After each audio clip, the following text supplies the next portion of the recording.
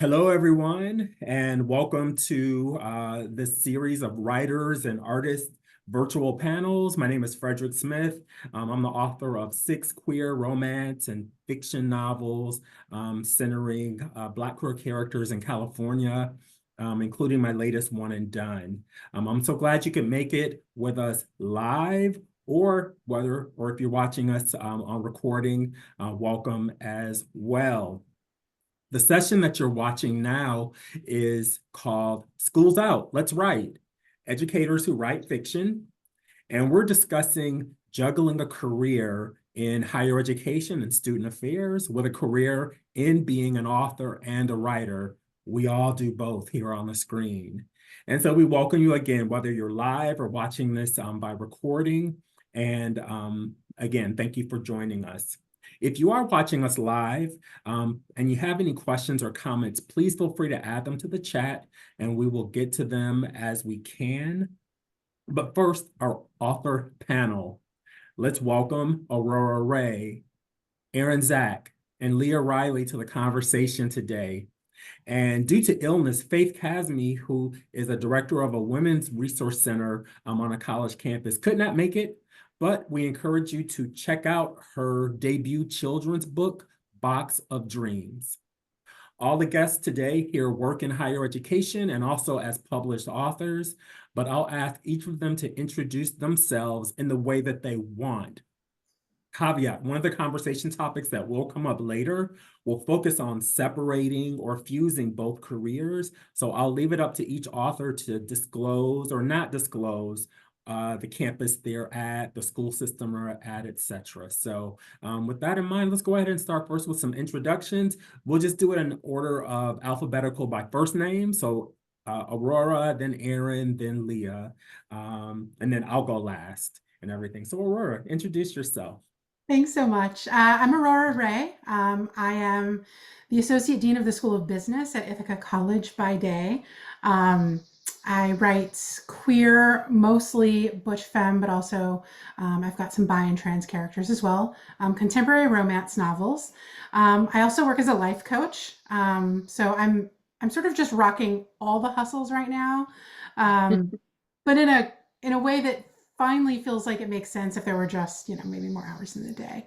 Um, but I'm super excited to be here. I've lost 16, I think, novels under my belt now. I've been writing for about 10 years in earnest after a long hiatus, which we'll get into later. All right, thank you. Erin. Hi, I'm Erin Zak. I am the new director of admissions at an extension campus of the Indiana University system. I was out of admissions for like 8 years. So coming back into it has been like a wild ride, but it's been a lot of fun. A lot of like, oh, nothing's changed. Great. I'm glad to see it. It's been interesting. I have 13 published works, including a poetry collection, a couple of novellas.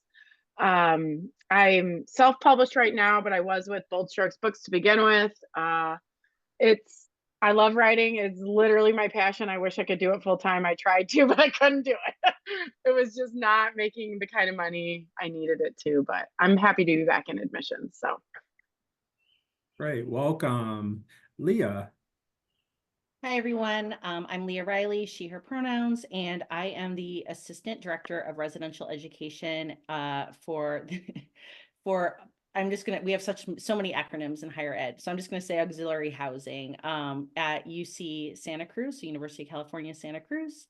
And I have been writing, or I've been publishing, I would say, since 2000, I think 14 is when I debuted, and I actually debuted in romance in an area called New Adult, which is essentially like kind of like emerging adulthood, kind of like the space between young adult and kind of more adult romance.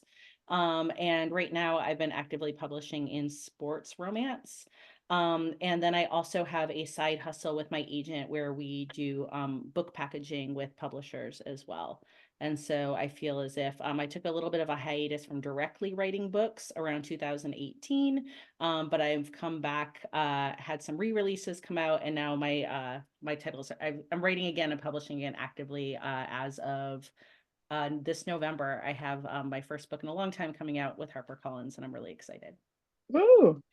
Very exciting. Sounds like we're all juggling multiple careers, which we'll talk about in just a minute. My name is Frederick Smith. I use he, him pronouns. I serve as an Associate Vice President of Equity, Community Inclusion, and Student Affairs at San Francisco State University. Keeps me very busy. And so we'll talk about that in just a little bit. I am the author of 6 novels, all focusing on queer male romance. I was with a label first called Kensington, and then I transitioned over to Bold Strokes Books, who've done my last 4 novels. I enjoy being with the company. I enjoy creative writing a lot, and all of my novels center characters who are Black and also are based in California as well, and they're all contemporary. So again, welcome everyone. And again, our thoughts are with Faith Kazmi, who would have been with us, who serves as a director of a women's center at Stanford University. And our thoughts are with you. Check out her book, Box of Dreams. It's a children's book. So first question for all of us here. So I know that many authors grow up thinking about creative writing as a profession, but many of us get into higher education maybe not thinking about higher education. Maybe we just get exposed to it by being on a campus as a kid during camp or because of attending college. So first, let's just focus on higher education. What first drew you to this as a possible profession? How did you end up in either higher ed, student affairs, or whatever you call your area? And we can go in any order here. I'll go first. Okay. So it's so weird. Like I started at a really large university and then didn't like it and ended up going to a small commuter campus of Purdue. And I fell in love with the atmosphere, everything about it. I loved getting involved, even though it was smaller. It just felt really right and natural to me. So after school, I applied for an admissions counselor position and I got it. And it was sort of just like ever since then, I've just been sort of in admissions. It's so weird how it just kind of like gets under your skin and you can't really leave. You're just like, well, I guess I'm in higher. I took like an 8-year hiatus though and tried to do lawn care. I did a real hard pivot. It was real hard, but I pivoted back. So I'm back in it now, but it's been really fun though. I really enjoy helping kids and adults of all ages, people of all ages, figuring out what they want to do with their lives. Some of my favorite students I've ever helped have actually been adult students that have come back and gone, you know what, I think I want to go back to school, or I never went to school, I'd like to start school. It's really, really fun to talk to people like that. And like being in a director role now has been really cool because just being able to like get like the staff excited about admissions. Like it shouldn't be a boring job. It should be fun. It should be exciting. So it's been really, really awesome in that aspect. All right. Did you want me to talk about writing too? No, we're right now. We're just our deep okay. I was higher like, ed and how we ended up in higher. I lost the plot. I lost the That's plot. okay. Not great for a writer. Anyone else? How did you end up in higher education? I actually I did my undergrad and then I went for a master's in English because I didn't know what to do with myself. And I quickly realized that I was way too much of an introvert to be like a K-12 teacher. And I spent way more time sitting in cafes pretending to write as a college student than I actually wrote things. I took a lot of creative writing classes, but typically ran out of steam at the short story level. Never quite made it to full length novel. And so as I was finishing my master's program, I'm like, what am I going to be when I Well, and since moving to New York to become a copy editor was really scary, I looked at my alma mater where I did my undergrad, and I thought, well, I was happy there. I liked it. It was an amazing experience. It's kind of where I became myself. And so I fell into an academic advising job. Um, and I've been doing it for 22 years. Weird to say that out loud. But yeah, I've moved around to a couple different institutions and grown and kind of shifted my position a little bit. But I totally fell into it and I guess never looked back. Awesome. What about you, Lia? So yeah, I think my path was a little bit interesting in that I had been working kind of as a full-time writer for about 6 years, and I started to get, because in romance especially, the pace is really quick.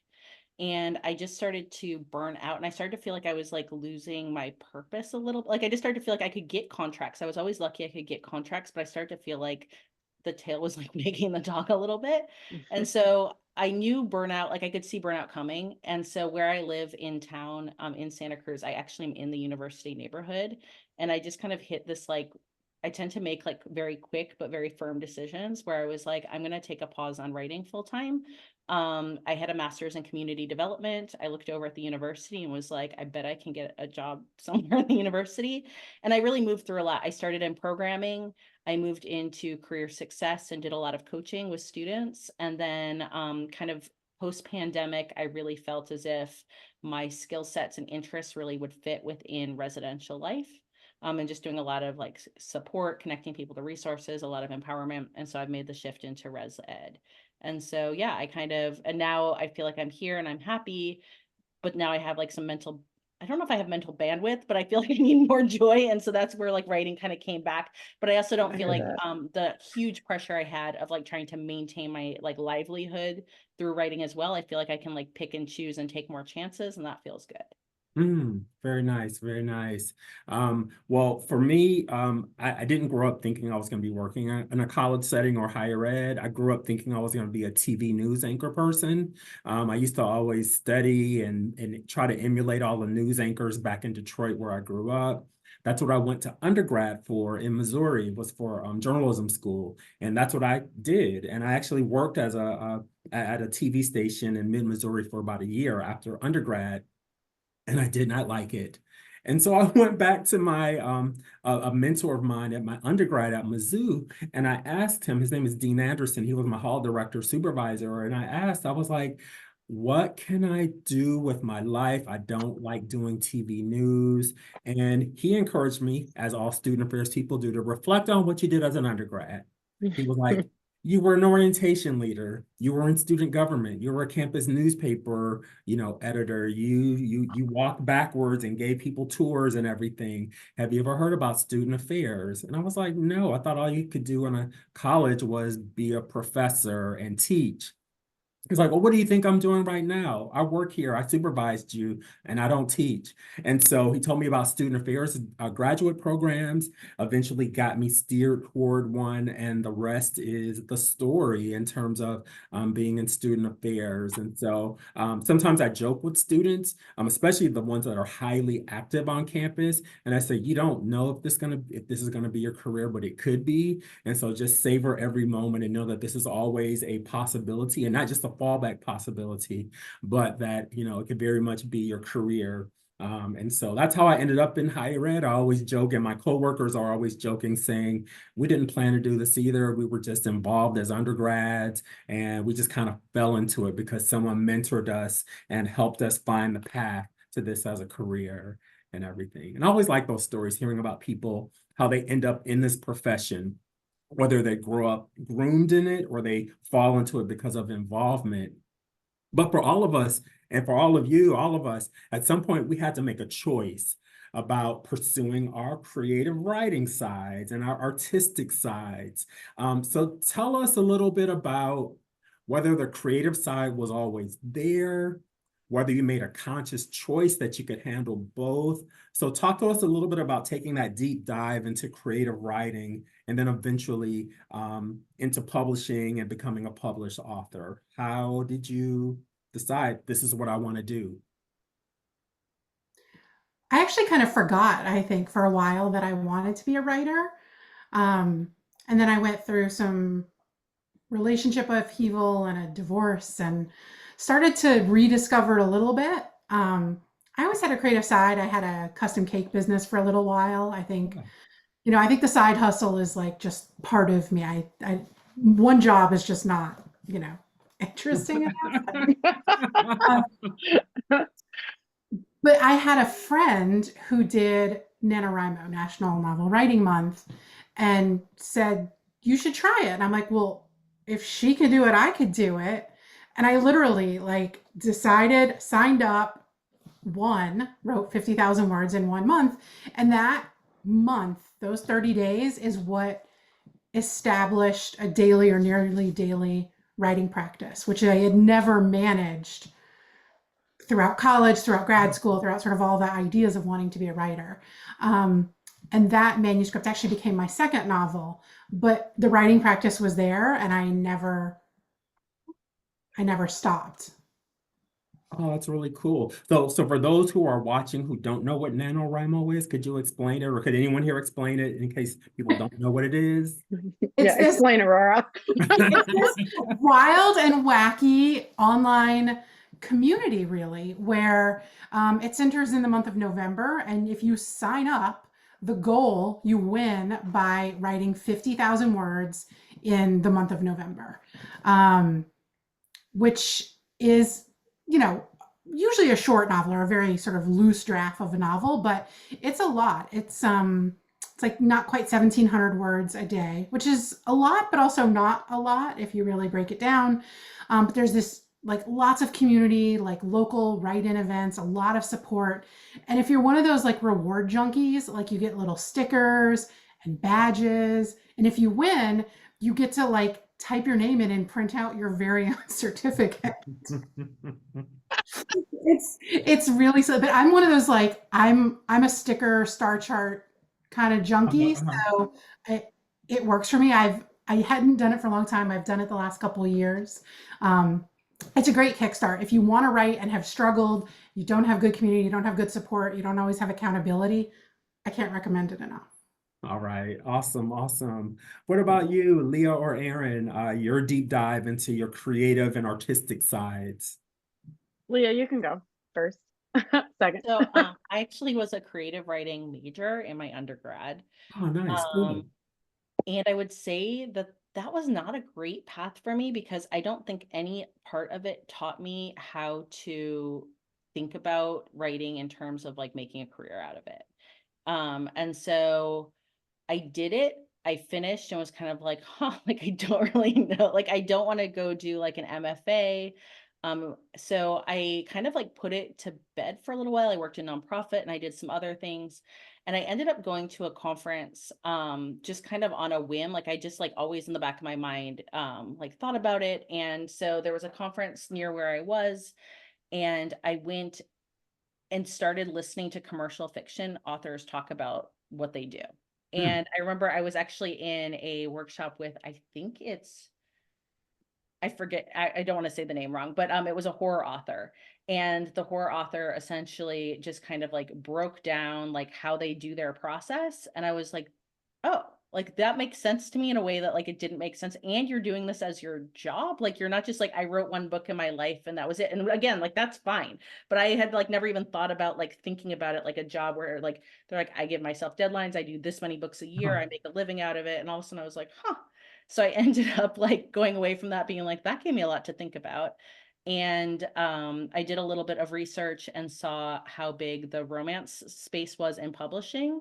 And I kind of just was like, I haven't thought about romance since I was like sneaking my auntie's books when I was like in middle school, high school. I was like, what's this all I think about? that's all of us. And so I started Right? reading it and I was like, this is actually very good. It's very subversive. It's super smart. I was like, you could do that. And so, yeah, I kind of just like fell into it that way of like, this seems like something that's really awesome. And like, I had never really thought about this. So I started that way and I just kind of got lucky. I wrote a book in a year. It just took me a long time. I'd had a baby and I worked on it like a little bit every single day. And in the end, I had not a very good book, but it was good enough to get an agent. And then from there, things kind of just were able to work out for me pretty, like I just got very lucky in some ways with like opportunities that I had. So I would say that, yeah, I kind of just fell into it with like a little bit of strategy and a whole lot of luck, really. I mean, I don't know, like I've been writing for forever, right? Like as a kid, I would write, and I remember like being like 15 and like writing my first like try at a novel. Like I was not sure I was gay at the time. I was just like, I have feelings for girls and I don't know if that's right. So I kind of like tried it out in my journal, like, how does this work? Like, like how would I write about this? So I started doing that, and then I stopped because I was like, this is not a career I could ever do. And then when I just moved to Florida. I'm back in Indiana now, but I had just moved to Florida, and I had finally finished my first like novel. It had taken me like years to finish.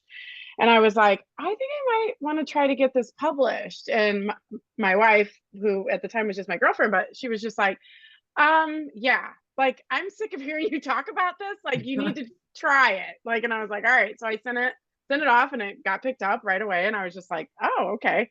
It went through like a hell of a rewrite, like crazy rewrite, but it got published, and then it was nominated for a Goldie, like a best debut novel. So I was like, oh, maybe I could do this.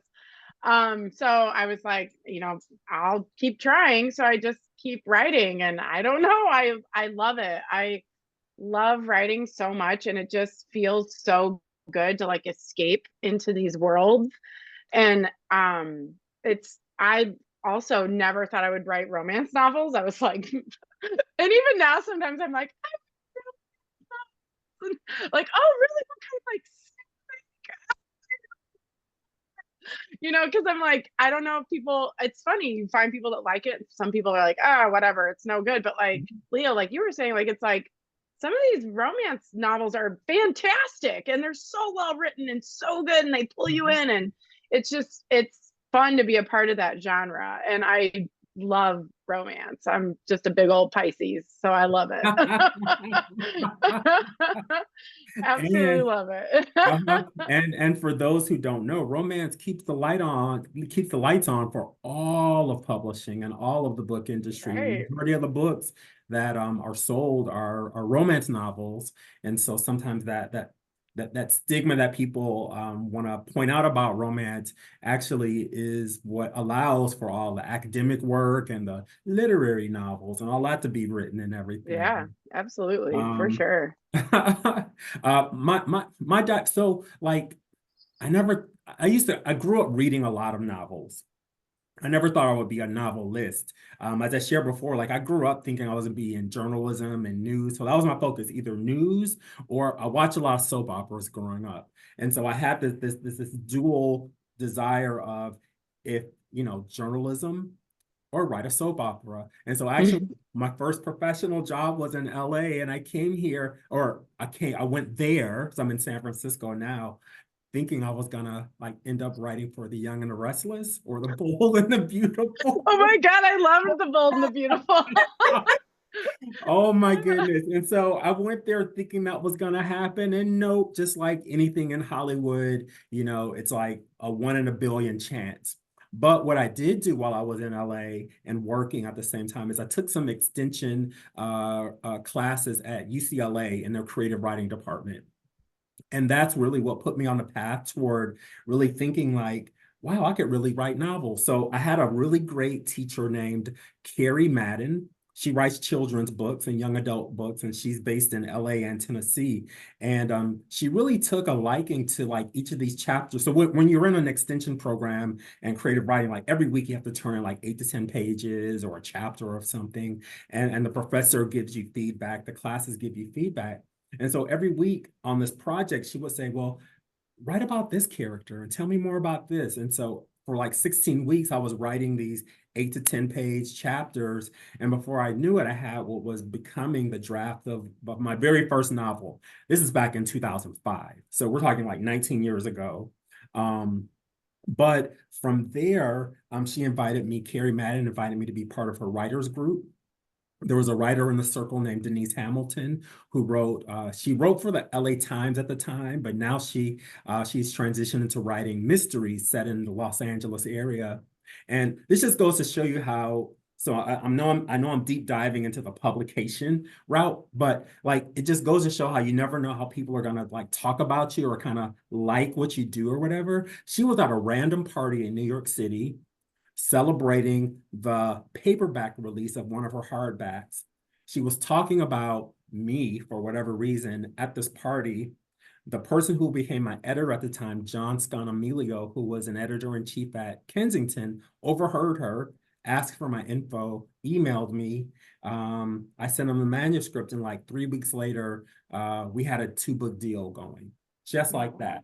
And so I was like, oh, I want to do this. And I want to do it both working in higher education and writing. But I always had that itch and that burning to write creatively. I just never thought it would happen. I thought it would happen with Young and Restless and Bold and Beautiful. But here I am, writing novels and writing romance, writing queer romance as well. So that's kind of my story into my deep dive. And I still love it too. I think and we'll talk about this with our next question, kind of that push and pull between our creative writing side, our higher ed side. Some people say one pays the bill so that we can indulge in this creative side and everything. So now that you're doing both, and we're all doing both, like, do you keep the two professional worlds separate?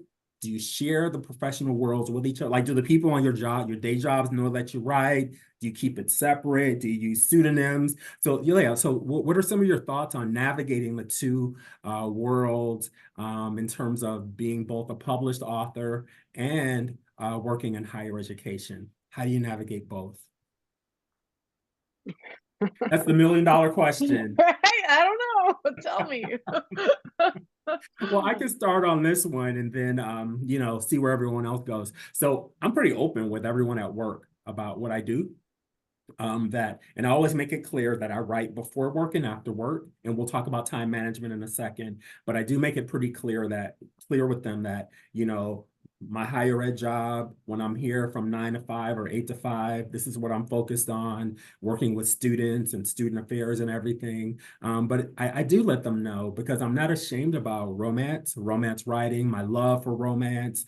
And as well, within like my, when I do romance events and book events, I'll talk about my life in higher education as well. So for me, I don't personally have like a distinction, except for the time, which we'll talk about in just a second, because I think it's important. Like when I think about students and, when they think about what they want to do with their lives, I want to be pretty open about, myself, and however open, is defined, whether it's identities in terms of careers, works, and things like that. And then with, people at book events, I know that there's so many aspiring writers we meet. And sometimes they're like, oh, you do a day job too? You work in higher education? And so we'll talk about how we navigate that and everything. But yeah, I'm pretty open with all. And they actually cheer me on. Like when they know that book stuff is happening, they're like, when's your next event? And can I come to it? Or are you going to feel weirded out if I log on and watch? And I'm like, no, the more the merrier. I want you to come and watch and everything. So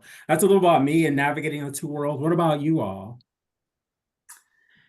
I am not secretive. My coworkers know that I write books. I do write under a pseudonym. I think for me, I just didn't necessarily want like a student or a parent to Google my name and see both and like find that like it just like that seemed weird.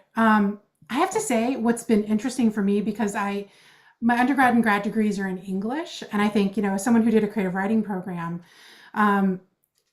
you might appreciate this, that like it's all about literary fiction, right? Mm-hmm.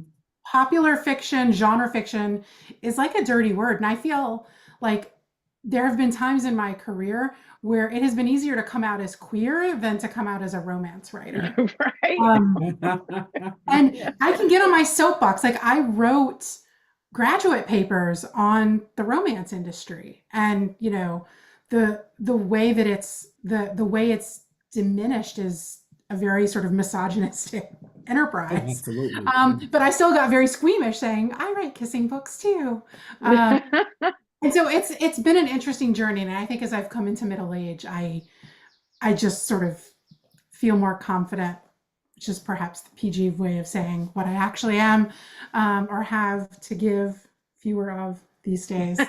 That's It's it is really interesting, but I think it's nice because I think it's really good for aspiring, as you said, Frederick, as aspiring writers to see that most of us are still rocking day jobs, not entirely to pay the bills. I don't hate my job, but I do it to pay the bills. It's not sort of my passion project.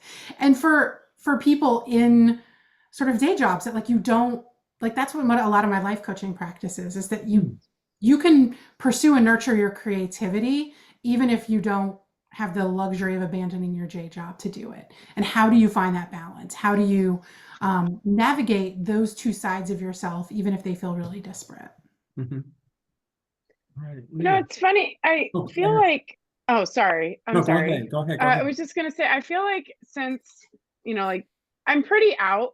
I don't ever censor myself. I'm actually quite a potty mouth. I'm surprised I haven't cursed yet on here, but like I don't ever censor myself. Like I'm never like I try very hard to make sure people know that I'm a lesbian. Like Mhm. I talk about my wife and being coming back into higher ed, I thought, oh cool, like I can totally be like that. I'm not it's real difficult to be out where I'm at right now. And I found myself in a very interesting part of like Northwest Indiana is very very blue because of Chicago, Okay. but the campus that I'm in is not super welcoming, which I'm very not cool with. It's been Uh-huh. I feel like I've almost had to come like almost like pull myself back a little bit and not be as gay, which I don't like. I want to be able to be out and be open and be who I am. And I feel like when I did tell people that I write books, it was only certain people. Like I couldn't tell everybody like I'm a sapphic romance writer. Mhm. They would not have received that well.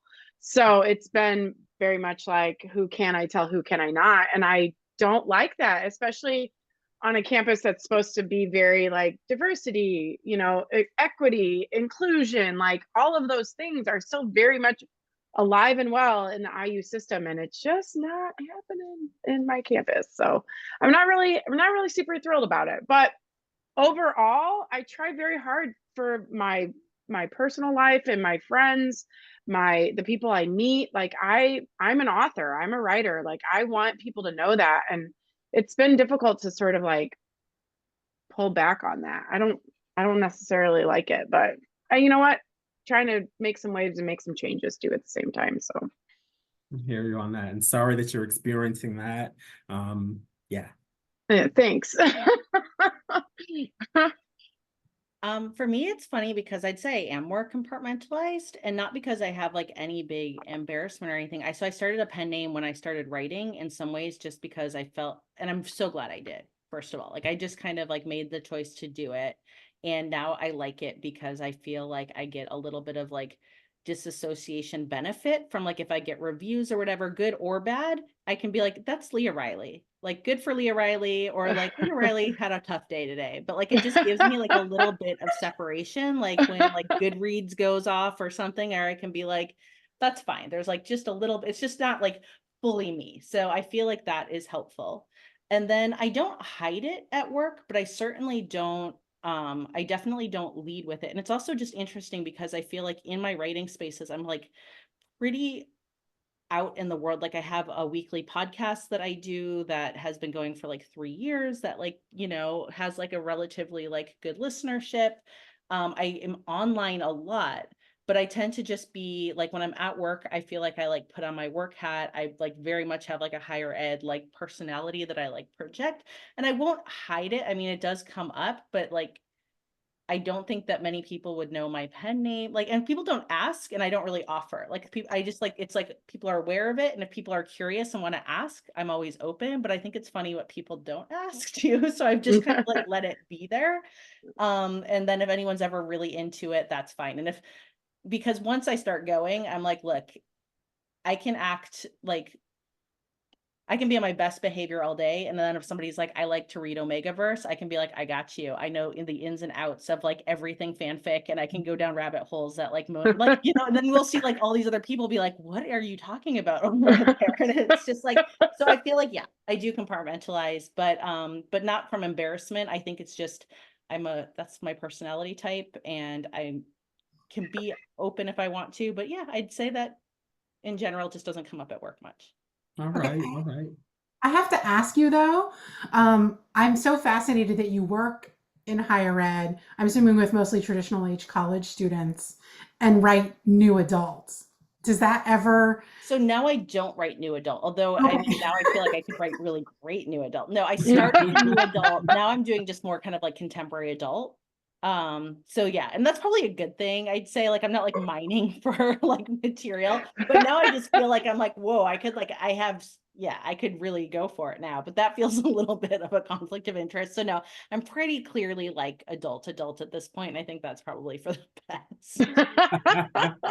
I know some of the conversations that I have overheard in college settings. I'm like, oh, that would be such a good line. Or, oh, I never thought about this as what people who are in college now are thinking about and everything. Let me just tell you something that really the other Friday, a couple days ago, and if you're watching this recording, just imagine any Friday, I had to work an orientation table, and we got up at 8 in the morning, and you start talking to people and you realize that people are 17, 18, and you realize that 17, 18-year-olds are born in 2006 and 2007, and you're kind of like, well, I was an adult in 2006 and 2007, and when you were born. That's the kind of perspective we often get in higher education. Like it keeps us young and current, but then there's also that the years keep getting closer and closer to like our full adulthood and everything. Which is Absolutely. kind of funny. Absolutely. So for those of you who are joining us, we're talking with higher education professionals who also write romance and write books professionally as well. We're talking about juggling both. And so if you've joined us and you have any questions and you're live with us, if you have any questions, please feel free to add them to the chat and we will get to them. I'm going to ask one more question before we get to some reading, and then we'll have some follow-up final questions after this and everything. So so I know there may be people who are aspiring authors and writers watching, and they may have day jobs, they may not. And so I'm sure with all of us navigating two careers, time is of the essence. So how do you find time? How do you make time for your creative writing and book work? What do you sacrifice? And so let's talk about time and time management and what your writing process is and how do you make yourself productive while also juggling writing life and higher education life. I do most of my writing in the morning before work. I get up so that I give myself about 45 minutes to an hour to write before I go to work. And that's probably half to 3/4 of my writing work, or at least my writing. I do editing more, but my brain is, as much as I don't want to get out of bed at 6, my brain is the freshest then, and that's when I get the most done. It has become a consistent practice. And I actually, was on vacation for a week and thought I would write a lot, and I didn't. And this morning, Monday morning, first day back at the day job, like I got up this morning and I wrote more than I wrote the entire week I was off. There's something about, for me, that ritual and routine that works. Although I have discovered that it's really, really important to figure out what works for you. There's not a one size fits all. I actually can't do 3-4 hour writing marathon sessions. Like I lose it. And some people need that deep dive to focus. So like my advice always when asked this question, I always sort of overstep and say, but don't take that as like, the way to do it. You have to figure out what works for you. I gave up exercise. I mean, refound exercise, but I had been doing, when I started doing that NaNoWriMo that very first time, I used to like exercise from 6 to 7 in the morning. And then I started writing. And then I was like, oh, wait, crap. So you do have to find Yeah. Well, I Um, mean, I mean, I honestly, oh God, ever since I started this job, it's been really difficult for me to write now. So I have not found my sea legs again, unfortunately. I normally, like when I was working before and then I had my like writing hiatus or my writing year of writing. Before that, I would write every weekend and I would do the marathon writing sessions. And I know I would talk to Aurora and I'd just be like, I got like 8,000 words today. And she's like, what? And I'm like, yeah, but I don't write like you write. Like you write your, you're in the mornings and I don't do that. Like I have to sit and I have to focus. And I like normally would go to Panera and like just sit at Panera and see like shift change. And like, like my seat has like my name on it. Like, don't sit in that seat. That's my seat. Like that. It was always like very like a ritual for me too. So I think that's like Aurora saying, you get into these like these rituals where it works for you, and if you don't have it, it does feel very foreign and very much like, I don't know what I'm doing, I can't write here. I think Aurora, you and I have talked too about like writing sex scenes and like airports and how like you think it's going to be hard to do but it actually works. And like public things like places, that. man. It's Yeah, the best sex is written in crazy. public places. 100%. 100%. And I feel like those are things too that I feel like now I wait to write these things during those moments. Like when I'm at Barnes and Noble, I'm like, I'm going to write a sex scene today. And these people are going to know. It's going to be great. So it is definitely like being on this right now. I'm like so excited to go start writing again. So thank you for putting this together. So I think for me, I've had a big shift. So I used to do the weekend marathon big sessions. I would say that was like primarily what I did. But since I've come back, I would say I've gone from like a pantser to a very like stringent plotter, and it's working. This is working for me. It's just a drastic change. So I tend to do like a full synopsis and then a chapter by chapter outline, and then I write to word count. So I basically, which makes me sound like I'm so organized, and I'm like the least organized, like most I think it's because I'm such an ADD person that I need the system. And so I have my chapter by chapter outline that's like very detailed. And I actually even get my editor to like edit that first so that I don't have any big like developmental edit surprises. Like I'm like, we're gonna like make sure this is like what you want, and then I do it. And then I just like Pac-Man out the book. So if it's 1,000 words a day, 2,000, 500, whatever I have to do, because I know I need my I make a writing calendar. I like stick to it. I could have 103 fever like I did in January. Like I stick to my word count. And I don't think it's like for everyone, like my process, but I just think like it works. It works for me because when I've done my job for the day, I've done my job for the day. If it's 11 o'clock at night and I haven't done my job for the day, that means I'm writing till midnight. If I get it done on my lunch break, I found some places near me that have concrete that is very nicely paved and level. And I often, I have Google Docs on my phone and I can text very fast. And so I will often just like write on my phone and walk in circles to like get steps in. So I just have kind of like, yeah, my own like weird little ritualistic systems, but it mostly hinges on word count a day. And that's how I don't get overwhelmed, because every time I start a book, I have the sense of I don't know how to write and I don't know how I ever wrote a book. And I have it every time I start a new book. I'm like, yeah, it's like, wait, how am I going to do this again? I don't know. And this is what gets me through. It's just these little like chunks. I love it. I think I'm learning from everyone here. So one, I have shifted from being a pantser to an outliner, planner, and it's primarily because of the day job. And I have so much more responsibility than I've ever had in a job that my writing time has to be very focused. So, like you shared, Leah, I outline. I have a huge post-it up both in my office at work and my bedroom at home with dozens of little post-it notes that kind of outline my chapters. So I know what I'm writing to. I really need that just to keep me focused and know that I'm writing toward a direction. I kind of miss the days when I could be like kind of avant-garde and just write what comes to me, but I can't do that anymore. In terms of time of day, I'm like Aurora. I have to do it before work. And people might not like this. Sometimes I get up at like 3:30 or 4 in the morning, and I can do like a couple hours because I also like to fit in that gym before work too. I think I'm a morning person, and so I call those hours, I call them the quiet hours because at that time, generally no one's texting or calling or having some kind of demands or asks of you, or except for the family group chat. I'm on the West Coast, they're on the East Coast, so sometimes it starts at 4 in the morning my time. But for the most part, those are so quiet hours, such quiet hours. I can get a lot done before the work hours. After work just doesn't work for me. I usually find myself so mentally exhausted from the day that I just need to either go to a happy hour or maybe just do some reading for pleasure at that time. But I'm a morning person. I outline that works for me, and we will have an advice question for those of you in just a second and everything. Hopefully you all are picking something up from this, but wanted to shift and transition into some quick reading time.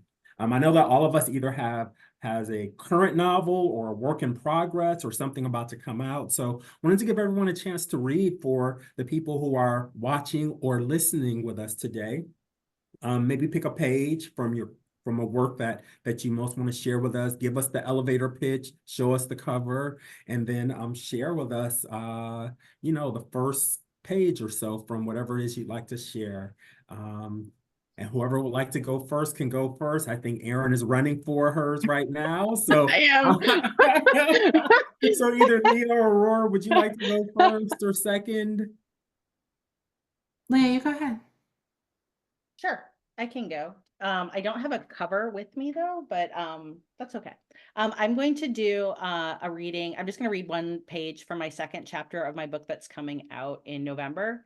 I think I'm excited about it because my other books that have been getting released lately, like I think the one that you used for my pitch, which is really fun, which is like Head Coach and Virgin Territory, which is fun. It's like a front and back.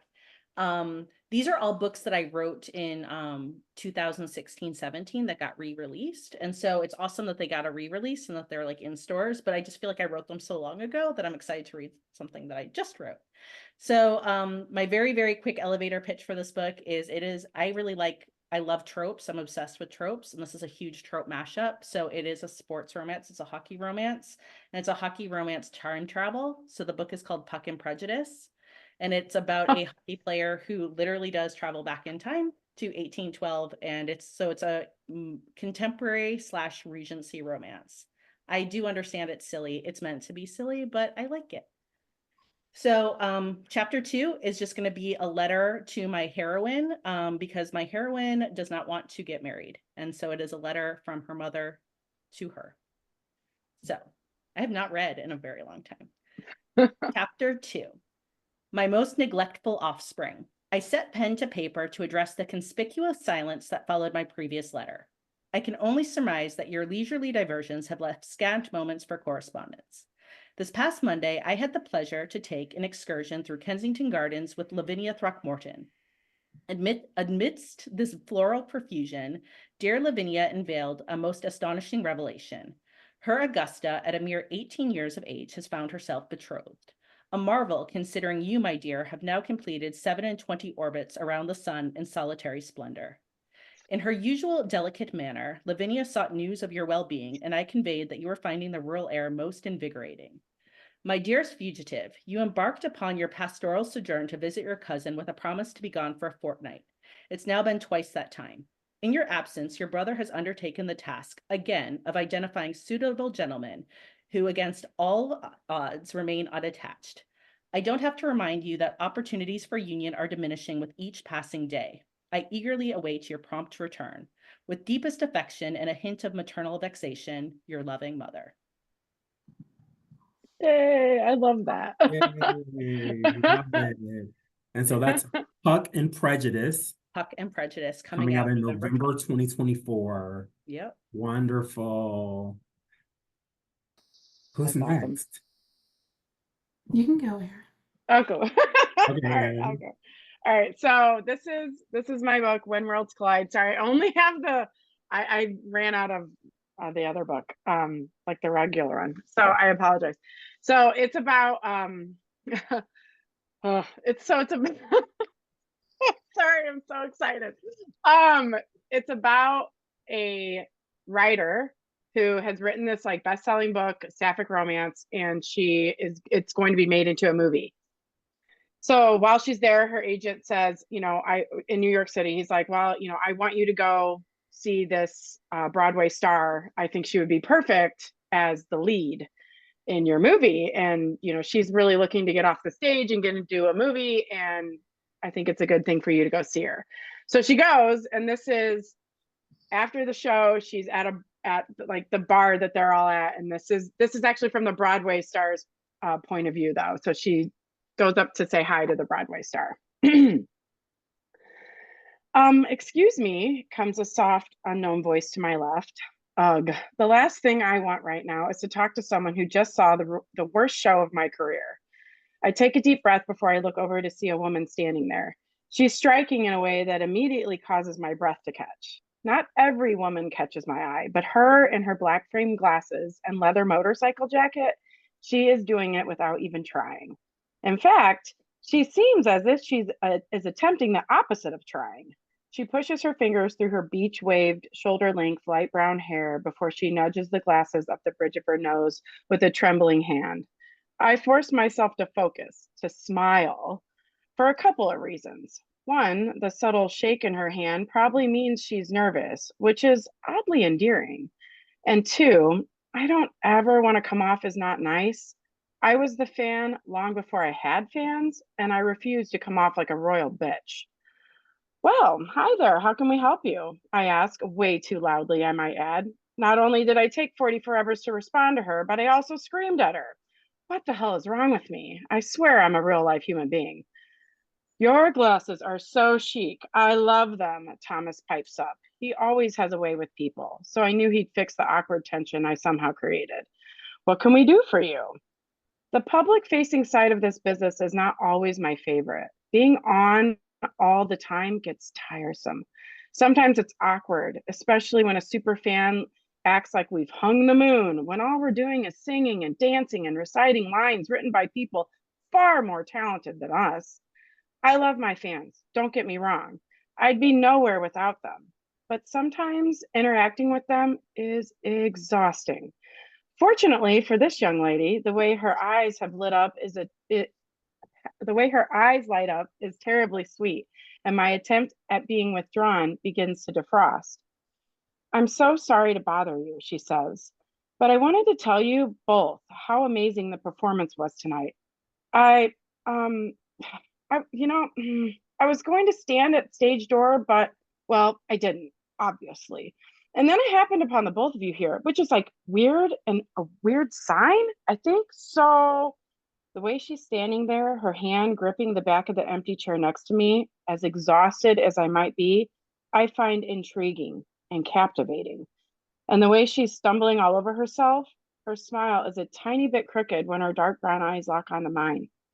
You, Ms. McCarthy, you were just wow. You became Helena. It was, gosh, I don't even know. I was blown away completely. Her eye contact with me is refreshing. I've never seen a performance like that before. So raw and unyielding, truly breathtaking. I needed to tell you that. I blink a few times to try and dislodge the shock I am sure is written all over my face. She saw one of my worst performances, and it made her feel like that. You saw tonight's performance? She nods. Why? Oh, Lord, Thomas says with a groan. Don't even ask. Thank you for saying those kind words, though. I think she needed to hear that. I roll my eyes at Thomas before I turn to her. Thank you. Seriously, that is so very kind of you. What's your name? I hear my question. I never ask their names. I don't want to sound mean, but I have lines upon lines of dialogue and song upon song I have to memorize.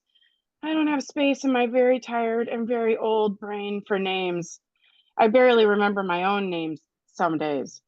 Grace, she answers, the corner of her mouth pulling upward even more.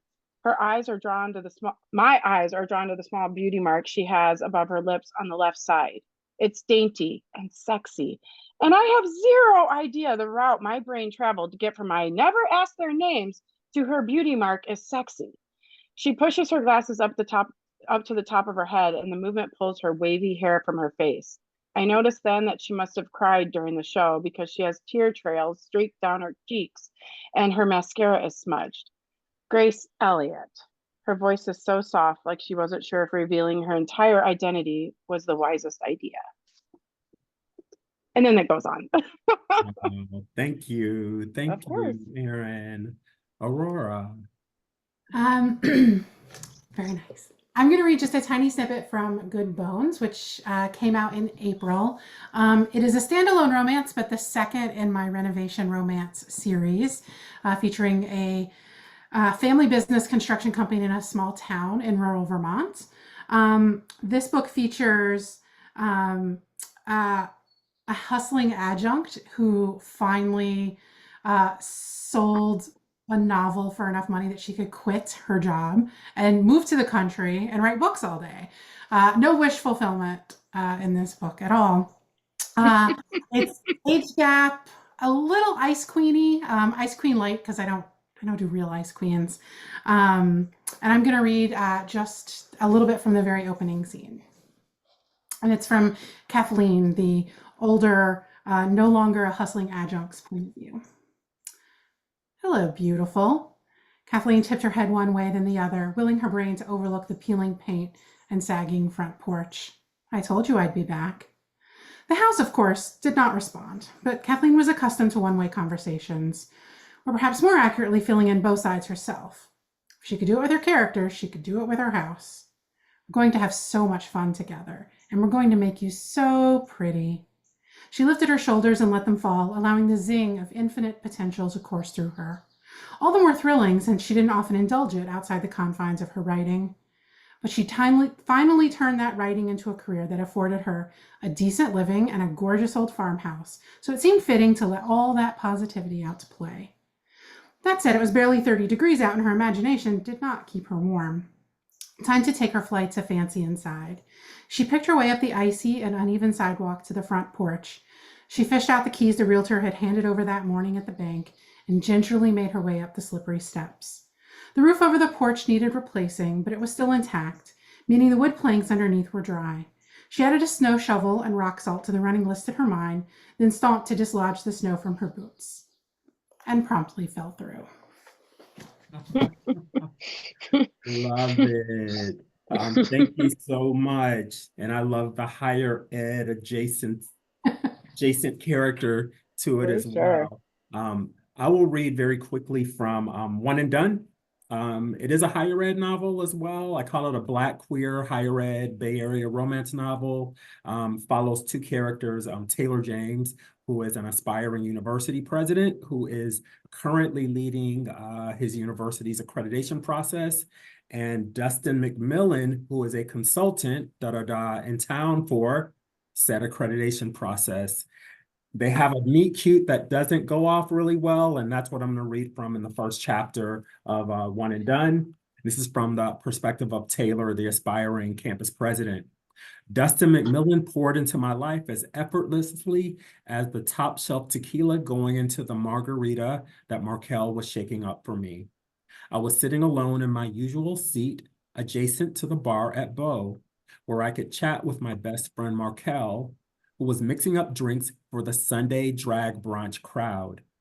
The DJ had just lowered the music a bit for hostess and performer Miss Coco Hydrate to get the drag brunch going. She'd asked us to get our singles out for the queens performing their interpretations of Beyonce's Renaissance album. Still a favorite of all the gays, even after all the time the album had been out, even after most of the gays had been to one of the Renaissance World Tour projects, and even as we eagerly anticipated Beyonce's next project. And as I always did on Sunday afternoons, I reached into my chocolate Telfar bag and took two 20s out to change into singles for the drag performers. Only $40? This guy asked as he sidled up near to me and sat in an empty bar stool 2 seats over. Renaissance has 16 tracks, and you're barely tipping $2 per performance in expensive ass San Francisco. So that's the opening scene of One and Done. And thank you for listening. It's I a meet love cute it. that doesn't go well. Um, but they end up working together. So workplace romance, forced proximity, only one bed, all those kind of tropes that people tend to like in romance. Um, It's the as- meat cringe. Like that's the cool thing to do now. yeah, Right. Yeah, the meat cringe. the meat I cringe. I love that. love it. I love I it. I really, love it. I love the cover too. Your cover Oh, is really, really thank well you. done. Yeah, Thank you. It's I love actually that. an artist who's not part of the Bold Strokes Books team of artists. His name is Ray Jean-Gilles. He's Oakland based. He goes by Queer Mocha on Instagram. And he's actually a former student of mine who was an Oh, art that's so student awesome. who, is wanting to kind of jumpstart his art career. And I always knew about this. And so I said, Ray, would you be interested maybe? And he said yes. And so we collaborated on the project. Bold Strokes Books agreed, and he's so excited. We did one of these webinars a couple days ago, and so Yeah. I'll share the link to that to people later. So as we get ready to conclude, I know that time is of the essence. Thank you all for who have been watching us live and watching on the recording.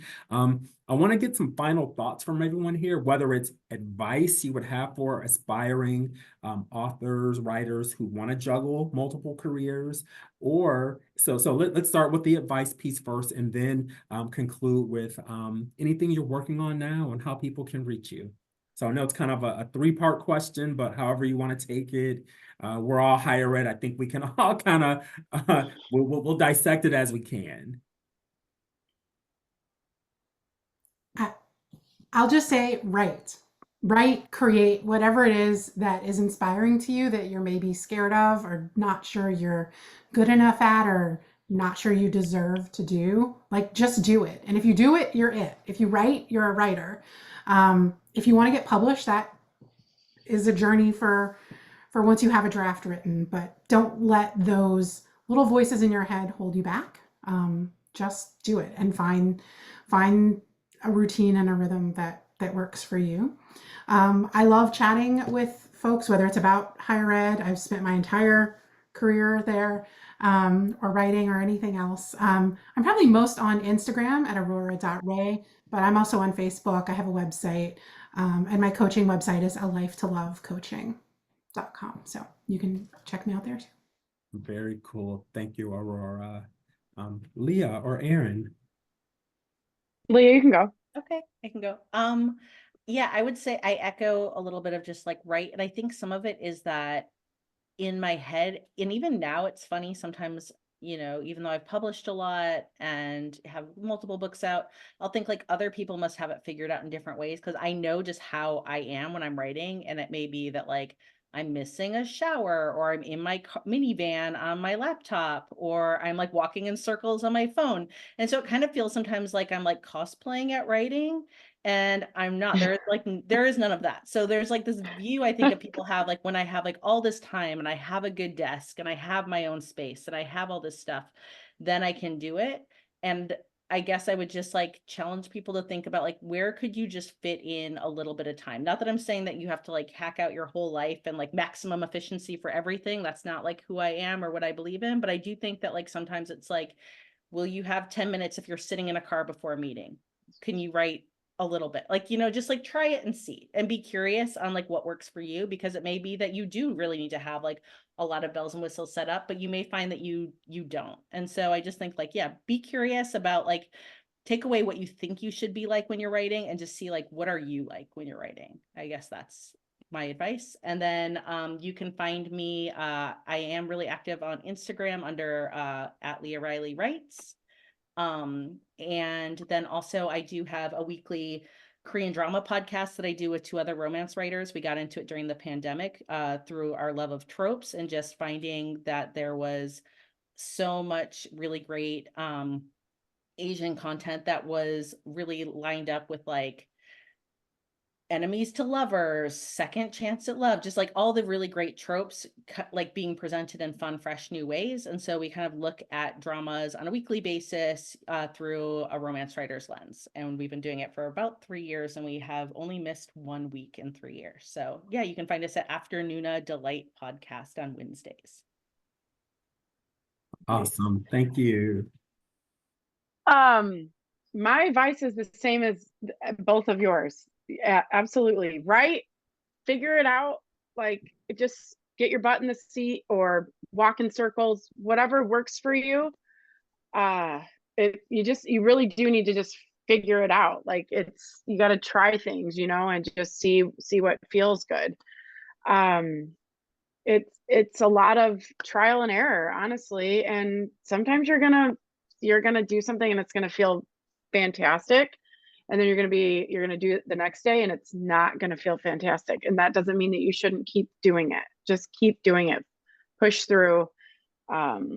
I mean, even right now, like, I'm in a huge writer's block right now. Just push through. You got to push through. So you can find me on Instagram, on Twitter. I will never call it X.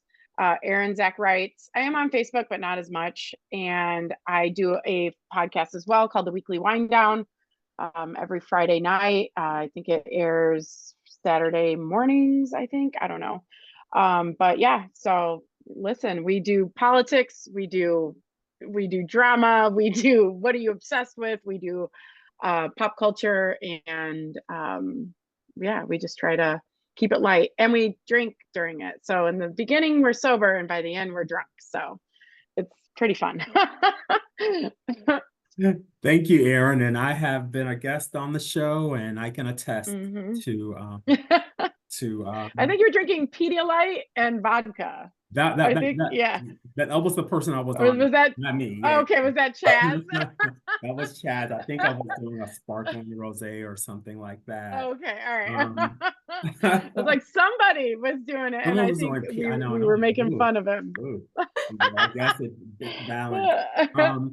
You know what advice? So ditto everything that Erin and Aurora and Lia shared. I would also share, there's something to be said for finding people who have the same kind of dreams and aspirations you do. So oftentimes, I don't know where I saw this or read this, it was like, if you want to be a musician, you got to hang out with other musicians or just kind of linger after the show ends and get to know musicians. And I say the same thing for writing. If you want to get, to write, there's a whole great community of both published authors who I'm sure that in their spare time would love to share advice and things like that. We may not read your manuscripts, but we'll definitely give advice and tips and share what we have. But also, I would say writing groups in your neighborhoods, at your local independent bookstores are really helpful. And if you have the resources to take a class here or there, like in an extension program or at a community college, those are other ways to kind of get that community, because oftentimes, people may not get the creative dreams that some people have. And so it often is helpful to be around people who have similar dreams, who will help push you and support you at the same time as well. So that's my quick advice. I'm online at all of my sites. Primarily, my website is frederickelsmith.com. That's where you can get connected to everywhere on social media. And I tend to use fsmith827 as my Instagram, my Twitter, threads, and everything like that. So I just want to thank you all for one. I know that everyone has a million and one places they could have been for this hour and 10 minutes that we're together. And so I do appreciate your time watching us and listening with us today. I want to thank you, Aurora and Erin and Lia, for taking time to be part of this, talking about navigating higher ed and creative writing and author life. And again, our thoughts are with Faith Kazmi for a speedy recovery. And please go check out Faith Kazmi's children's book as well, Box of Dreams. And thank you all for joining us, and have a great rest of your day wherever you are. Bye-bye. Bye. Bye, thank you.